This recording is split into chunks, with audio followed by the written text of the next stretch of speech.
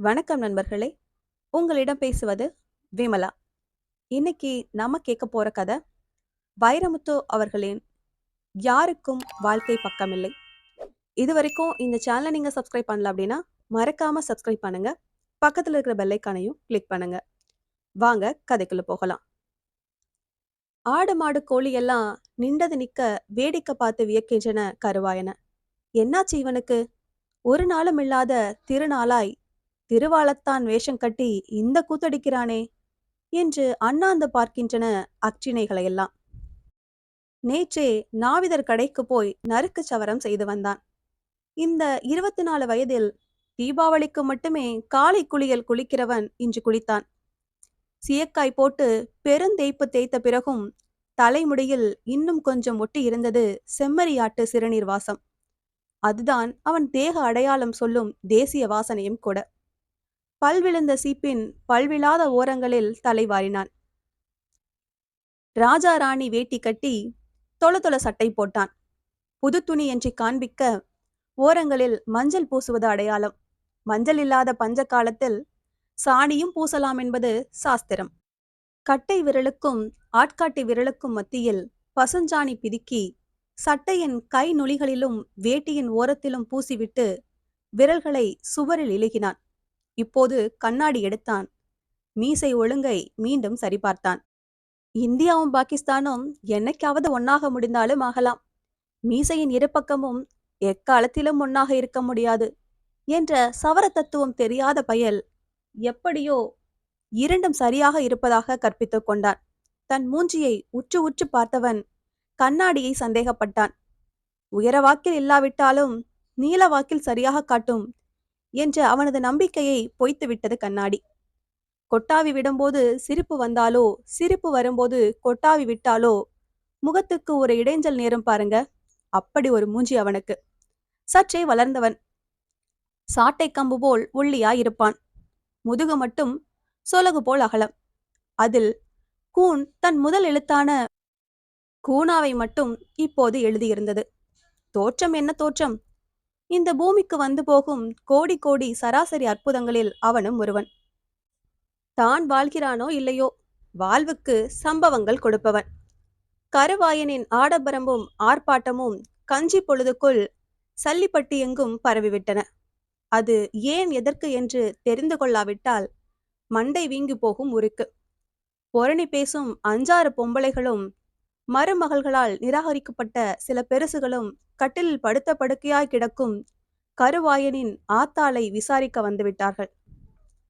கருவாயன் ஆத்தா அருவா மூக்கி கைத்து கட்டிலில் ஒரு நேர்கோடாய் படுத்திருந்தாள். சல்லி விழுந்த போர்வை ஒன்றை அவள் போர்த்திருப்பது குளிருக்கு என்று சொல்லப்படுவது கால நியாயம். ஆனால் போர்வைக்குள் கிடப்பது எலும்பென்று கருதி நாய்கள் அவளை எடுத்தோடி விடக்கூடாது என்பதற்குத்தான் என்பது பௌதிக நியாயம். அவள் தலை மாட்டில் புழுக்கையிட்டு கொண்டிருந்தது செம்மறியாட்டு சினை ஒன்று. ஓரஞ்சாரங்களில் மண்ணிட்டு மூடப்பட்டிருந்தது கோழிப்பீக்களின் குமி. மூஞ்சியில் எண்ணெய் அப்பிக் கொண்டிருந்தான் கருவாயன் ஒரு கூடுதல் பளபளப்பிற்காக. ஏ ஆத்தா அருவாமுக்கி, என்னாச்சு உன் பயலுக்கு? இந்த தலைப்பரட்டு பண்றான்? வெள்ளையும் சொல்லையுமா எங்க கிளம்பிட்டான்? உடம்ப இழைச்சாலும் கிளவிக்கு குரல் குறையல. சத்தமா சொன்னான். சாவடிப்பட்டிக்கு போறான் பைய, மதினிய பொண்ணு கேட்க. இது என்னடி கூத்து? மதினிய பொண்ணு கேட்டு போறானா? வீடு வாசல் தெரு தாண்டி ஊரெல்லாம் பரவி கம்மாக்கரை வரையில் இதே பேச்சாகி காடு மேடெல்லாம் பரவி போச்சு. கருவாயன் மதனிய பொண்ணு கேட்டு போறது. 2 கோழிகளை பிடித்து காலில் சணல் கயிறு கட்டி ஒரு தோளில் தொங்கவிட்டான். கொச்சை கயிற்றில் கட்டிய வாழைப்பழ சீப்பு மறுதோளில். ஒரு கையில் பலகாரம், மறு கையில் ஒரு மஞ்சப்பை. விசுக்கு விசுக்கென்று எட்டு வைத்து ஊர் சனம் வேடிக்கை பார்ப்பதை ஓரக்கண்ணால் ரசித்துக்கொண்டு சாவடிப்பட்டி வண்டி பாதையில் கூடிவிட்டான் கருவாயன். ஒத்த ஆலமரம் தாண்டி பெருமாயி ஊரணி பிடித்து முனியாண்டி கோயில் கடந்து சூரங்கரடு ஏறி இறங்கினால் பள்ளி முட்டாய் மாதிரி தெரியும் சாவடிப்பட்டி. சித்தோடை கடந்து கரையேறினால் ஊர் வந்துவிடும்.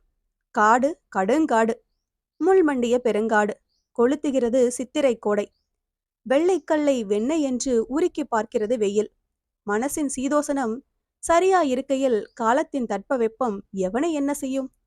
நிலா வெளிச்சமாய் படுகிறது கருவாயனுக்கு சுல்லென்று விழும் சூரிய ஒளுக்கு.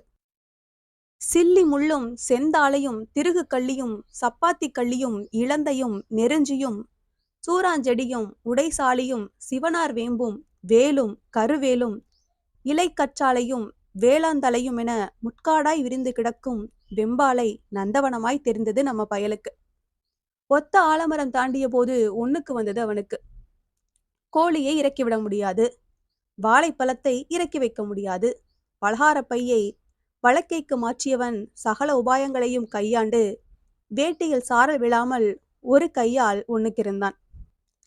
ஒண்ணுக்கிருப்பதில் மனுஷ பயலுக்கிருக்கிற விசேஷ ஏற்பாடு கண்டு வியந்து கொக்கரிப்பதை மறந்து வேடிக்கை பார்த்தன கோழிகள். ஏலே கருவாயா, மதினிய பொண்ணு கேட்க போறியே, உன்னைய ஒத்துக்கிருவாளா? தூரத்தில் ஆடு மேய்த்து கொண்டிருந்த சவட்டையன் காடு கிளிய கத்தினான். அவர்கள் இருவரும் ஒரு சாலை மேய்ப்பர்கள். அந்த கேள்வி அவனை மலரும் நினைவுகளுக்குள் இழுத்துச் சென்றது. அண்ணன் பாண்டிச்சாமி உயிரோடு இருந்த காலம். புருஷனையும் கொழுந்தனையும் ஒன்னாக உட்கார வைத்து கறி குழம்பை அள்ளி ஊற்றுகிறாள் மதினி ரோசாமணி. புருஷன் தட்டை விட கொழுந்தன் தட்டுக்கு 2 கறி எச்சாவே விழுகிறது. என்னாடி, கொழுந்தன் தட்டுல கறி கூடுது? எலும்பின் உள்மச்சையை உறிஞ்சிக் கொண்டே கேட்கிறான் பாண்டிச்சாமி. ஆமா, என் கொழுந்தனுக்கு அப்படிதான் அள்ளி வைப்பேன். அவன் ஓங்கு சாங்கா இருந்தாதானே நாளைக்கு வர பொம்பளைக்கு பதில் சொல்ல முடியும். மண்ணீரலையும் கழுத்து கறியையும் ஒரே அகப்பையில் மோந்து போட்டாள் கருவாயனுக்கு. இம்புட்டு ஆசை வச்ச மதினி இல்லே நான் சொல்லிருவா, கேட்டுருவோம். பெருமாயி ஊரணி வந்துருச்சு. உச்சந்தல வழுக்கையில் ஒத்த முடி முளைச்சது மாதிரி ஊரணி கரையில துண்டா நிக்கிறது ஒரு பூவரச மரம். பூவரசன் கல்லு மேல செத்தவட உட்கார்ந்து போகணும் போல இருக்கு. வாழைச்சீப்ப ஓரமாய் இறக்கி வைத்து தோளில் கிடந்த கோழிகளை காலில் சுற்றி கொண்டான். காக்காய் கொத்தி விடாமல் பலகார பையை தொடையில் இடுக்கிக் கொண்டான். எண்ணெய் அதிகம் கசிவது பலகார பையிலா அவன் மூஞ்சியிலா என்று கண்டு கணக்கு சொல்ல செக்காலை அங்கனன் செட்டி அன்று ஊரில் இல்லை. எப்பா கருவாயா, ஒத்த பொம்பளையா நிக்கிறேன், இந்த விறகு கட்ட தூக்கி விட்டு போறது? பச்சை விறகு வெட்டி கத்தாழை நாரில் கயிறு கட்டி தூக்கிவிட ஆள் இல்லாமல் தனிக்காட்டில் நின்ற பவுனம்மா அவனை நோக்கி ஓங்கி குரல் கொடுத்தாள். இள வயசு, நல்ல நாட்டுக்கட்ட, ஏழையா இருந்தாலும் பெருந்தனக்காரி அவள். கூப்பிடுகிறாள் விறகு தூக்க. வேணா, ஒண்ணு கிடக்க ஒண்ணு ஆகிப்போகும். அவ நல்லவளா கூட இருக்கலாம், நான் நல்லவன் இல்ல. இப்படிதான் குருவியாங்காட்டுல விறகு தூக்கிவிட சொன்னா மதினி ரோசாமணி. யதார்த்தமா தூக்கிவிட போயி அவ நெஞ்சில முட்டிட்டேன் தெரியாம. என்னமோ ஒண்ணு ஆகி போகி கிறுக்கு பிடிச்சிருச்சு எனக்கு. விறகு சுமந்து நின்னவ நான் புத்தி மாறி நிக்கிறத பாத்துப்பிட்டா. தெரியாம பட்டுருச்சு மதினின்னு தலைய தொங்க போட்டு நிக்கிறேன். போடா, இதெல்லாம் ஒரு இதாடா? அண்ணன் பொண்டாட்டி அரை பொண்டாட்டி தானடா சொல்லிட்டு விங்கு விங்குன்னு எட்டு வச்சு போயிட்டா. அவ மனசுல கள்ளங்கபடம் இருந்திருக்காது, என் மனசுல கல்லு விழுந்துருச்சு. அண்ணன் இருந்த போதே அரை பொண்டாட்டின்னு சொன்னவ அண்ணன் செத்த பிறகு முழு பொண்டாட்டி ஆக மாட்டாளா? கேட்டுருவோம். அந்தா தெரியுது சூறாங்கரடு. சூறாங்கரட்ட மறக்க முடியுமா? அந்த கரட்டடி கரும்பு காட்டுல கூலி வேலைக்கு போனனுக்குத்தான் அண்ணனை பாம்பு கடிச்சது. கால்ல என்னமோ மிதிபடுதேன்னு பொறி தட்டு இருக்கு. குனிஞ்சு பாக்குறதுக்குள்ள பொட்டுன்னு போட்டு தள்ளிருச்சு விரியன் பாம்பு. கெண்டைக்கால் சதையில பல் பதிஞ்சு நிக்குது. தலைய பிக்கிறதுக்குள்ள வாழை தூக்கி தொடையில விஷ அடி அடிக்குது. சீ கழுதன்னு அண்ணன் விசுக்குன்னு உருவவும் வாயில சதையோட வருது பாம்பு. வாழை பிடிச்சு விறுவிறுன்னு தலைக்கு மேல சுத்தி எரியவும் பாம்பு எங்கேயோ போய் விழுகிறதுக்குள்ள அண்ணன் விழுந்து போனாரு. வெடி வச்ச கிணத்து பாறையில சலவ தண்ணி ஊத்துற மாதிரி ஒழுகுது ரத்தம் கடிவாயிலிருந்து. கரண்டடிச்ச மாதிரி விறுவிறுன்னு ஏறுது விஷம். கொஞ்ச நேரத்துல ஒரு கண்ணு தெரியல, மறு கண்ணு மங்குது. சூறாங்கரட்ட ஆளுகள் எல்லாம் ஒண்ணு கூடி வாராக. பாண்டி, இது மென்னு முழுங்கப்பான்னு சொல்லி ஒருத்தரு கூலப்பூவு கொடுக்கிறாரு. ஒருத்தர் என்னமோ ஒரு பச்சளைய புடுங்கி சொட்டு சொட்டா கண்ணுல புளிகிறாரு. தொட்டிய நாயக்கர் ஓடிப்போய் கிணத்தடி வாழைமரத்தை வெட்டி அத பாலம் பாலமாய் பட்ட பொளந்து பரப்பி அவனை ஒட்டு துணி இல்லாம படுக்க வைக்கிறாரு. அண்ணா கைத்த அறுத்து கடிவாய்க்கு மேல ஒருத்தர் கட்டுறாரு. ஒன்னும் வேலைக்காகல. செத்த வடத்துல நகக்கண்ணு வழியாவும் காது வழியாவும் குபு குபுன்னு கொட்டுது ரத்தம். உடம்பு நீலம் பூத்து வருது. அடுப்புல வச்ச புது மண்பானை கசகசன்னு கருப்படிக்கிற மாதிரி அவன படுக்க வச்ச வாழை மட்டையும் நீலம் பூத்து நிக்குது. கடைசியா அவன் வாயில கட்டுன கூலப்பூவையும் சேர்த்து வெளியே தள்ளுது. கதை முடியுது. மதினி ஓடி வந்து பொணத்து மேல விழுந்து புலம்பி இருக்கா பாருங்க. இப்ப நினைச்சாலும் வெலா எலும்பு அறுக்குது அந்த பெருஞ்சத்தம். உங்க அண்ணன் என்னைய நடுக்காலில் விட்டுட்டு போயிட்டானே கருவாயா, நான் எங்க பொழப்பேன்? என் பிள்ளைய எப்படி கரை சேர்ப்பேன்? என்னைய கட்டி பிடிச்சு அன்னைக்கு கதறி அழுதாளே, நான் இருக்கேன் உன் பொழப்புக்கு வான்னு சொன்னா வரவா மாட்டான்?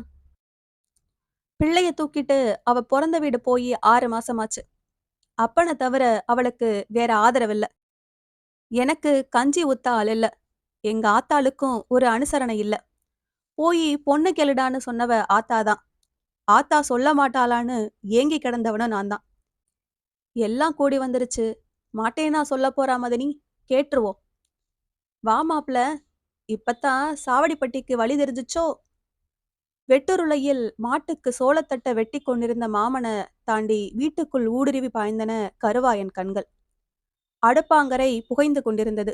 தட்டோட்டில் காணப்பயிர் வறுக்கிற வாசம் கமிழ்ந்தது காற்றில். கருவாயப்பா! சாக்கு மூட்டைக்கு பின்னால் மொச்சைக்காய் உரித்து சாப்பிட்டு கொண்டிருந்த சிறுவன் ஒரே ஓட்டமாய் ஓடி வந்து சித்தப்பனின் காலை கட்டிக்கொண்டு அண்ணாந்து முகம் பார்த்தான். உடம்பின் எல்லா இரத்த குழாய்களிலும் பாசம் பரவியோடி பாய்ந்தது கருவாயனுக்கு. அவன் தூக்கி எறிந்த கோழிகள் கெக்க கெக்கே என்று கயிறு கட்டிய கால்களோடு தள்ளாடி தாவின. உதறிய வாழை சீப்பு உருண்டோடி சாலில் முட்டி நின்றது. அவனை அப்படியே தூக்கி தோளில் வைத்து, ஏலே சிங்கோ, நல்லா இருக்கியா என்றவன் சிங்கத்துக்கு பலகாரம் முட்டினான். மஞ்சப்பை பிரித்து புது துணி எடுத்து அண்ணன் மகனுக்கு அணிவித்து அழகு பார்த்தான். சத்தங்கேட்டு அடுப்பாங்கரையை விட்டு வெளிவந்து முந்தானை எடுத்து மூஞ்சி துடைத்து கொண்டே, பாப்பா கருவாயா, நல்லா இருக்கியா? ஐத்த நல்லா இருக்காகளா என்ற மதினி கருவாயனின் மாப்பிள்ளை கோலம் பார்த்து கடைவாய்க்குள் சிரித்து கொண்டாள். மயக்கத்தை கண்ணில் காட்டாமல் மதனியை பார்த்தான் கருவாயன். செழித்து கொளித்து கிடந்தன அவள் அடையாளங்கள். துளைக்கி வைத்ததும் ஒரு மினுமினுப்பு வருமே, புழங்காத பொருளுக்கு அது இருந்தது அவளிடம். 4 வயது மூத்தவள் என்பதை அவள் உடம்பில் எங்கும் எழுதி வைத்திருக்கவில்லை. நான் நல்லா இருக்கேன், நீ நல்லா இருக்கியா மதி என்றவன் நீயை நிறுத்தி கொண்டான். சாமை சோற்றுக்கு காணரசம் என்று அடுப்பு கூட்ட போனவள் கோழி பிடித்து வந்த கொழுந்தனுக்கு மரியாதை காட்ட வேண்டாமா? மொச்சப்பயிறு போட்டு கருவாட்டு குழம்பு வைத்தாள். இந்த கருவாடு தன்னை சார்ந்த எல்லாவற்றையும் அசைமாக்கிவிடும் என்பதால் மொச்சை பயிற்சியிலும் இறங்கி இருந்தது கருவாட்டுச் சாரம். ஊர் ஒடுங்கிவிட்டது. சித்தப்பன் மடியிலேயே உறங்கி போனான் சிறுவன். உரை ஊற்றுவதற்கு பாலை சுண்ட வைத்துக் கொண்டிருந்தாள் ரோசாமணி. ஊன்றி உட்கார்ந்து முதுகைச் சுவரில் போட்டு பீடி பற்ற வைத்துக் கொண்டிருந்தார் மாமா. தீக்குச்சி அணைவதற்குள் பீடியை பல்லில் கடித்துக்கொண்டே கேட்டார், என்ன மாப்பிள, வந்த காரியம் சொல்லுங்க. வயிற்றில் கிடந்த வார்த்தைகளை நெஞ்சுக்குள் எழுப்பி தொண்டைக்கு இழுக்க பார்த்தான் கருவாயன். வேறொன்னும் இல்ல மாமா, ஆத்தா சாக கிடக்கு, பேர ஞாபகமாவே இருக்கு, அதான் கூட்டிட்டு போயிடலாமேன்னு வந்தேன். புகையை விட்டு விட்டு புளிச்சென்று வாசலில் எச்சில் துப்பிய மாமன், இது விஷயமா சல்லிப்பட்டிக்கு நானே வரணும்னு நினைச்சேன், நீங்களே வந்துட்டீங்க, நல்லதா போச்சு என்றார். பரவாயில்லையே, காட்டுக்குள்ள தேடி போன பச்சில காலடிக்கே வந்துருச்சே, மகிழ்ந்து போனான் கருவாயன். நான் சின்ன பைய, நீங்க பெரியவக, ஆத்தா கிட்ட வந்து ஒரு வார்த்தை பேசிட்டா எல்லாம் சரியா போகும். கிளவிக்கிட்ட பேசி என்ன ஆக போகுது மாப்பிள, நீங்க தான் சம்மதிக்கணும். நீங்க பார்த்து சொன்னா நான் மாட்டேனா சொல்ல போறேன்.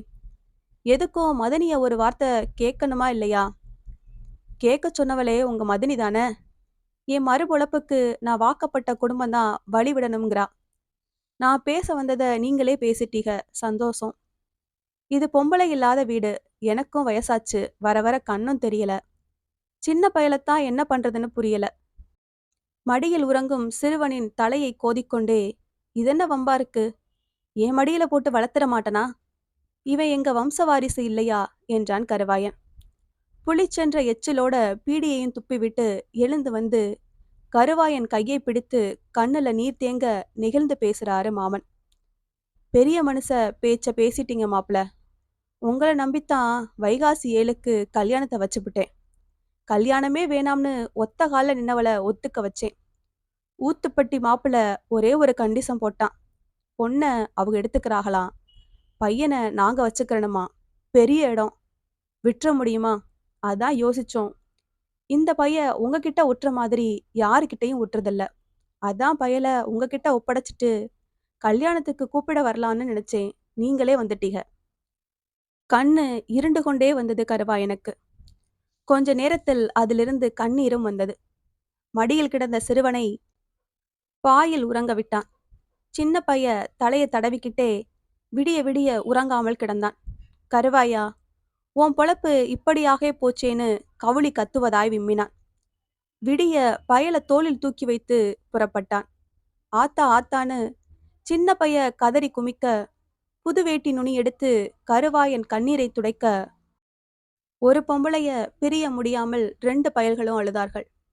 கண்ணீரும் கம்பளையுமாய் எம்பிள்ள எம்பிள்ள என்று கதறிக்கொண்டே ஓடிவந்த ரோசாமணி சன்னாசி கோவில் ஓடையில் மயங்கி விழுந்தாள். அப்பன் கைத்தாங்கலாய் கூட்டி போனான். அழுது ஓய்ந்து துவண்ட பயல் கடைசியில் சித்தப்பனை கேட்டான். கருவாயப்பா, நானும் உன்கூட ஆடு மேய்க்க வரட்டுமா? வேணாமுடா தங்கம், உன்னைய பள்ளிக்கூடத்துல சேர்த்து விட போறேன். கருவாயன் நடந்தான். சித்தோடை கடந்து சூறாங்கரடை ஏறி முனியாண்டி கோவில் முட்டி பெருமாயி ஊருணி பிடிச்சு ஒத்த ஆலமரம் தாண்டுனா பள்ளி முட்டாய் மாதிரி தெரியும் சல்லிப்பட்டி. ஊரு பக்கம்தான், வாழ்க்கைதான் ரொம்ப தூரம். இந்த கதை உங்களுக்கு பிடிச்சிருந்ததுன்னா லைக் பண்ணுங்க, ஷேர் பண்ணுங்க, சேனலை மறக்காம சப்ஸ்கிரைப் பண்ணுங்க. அடுத்த கதையில சந்திக்கலாம்.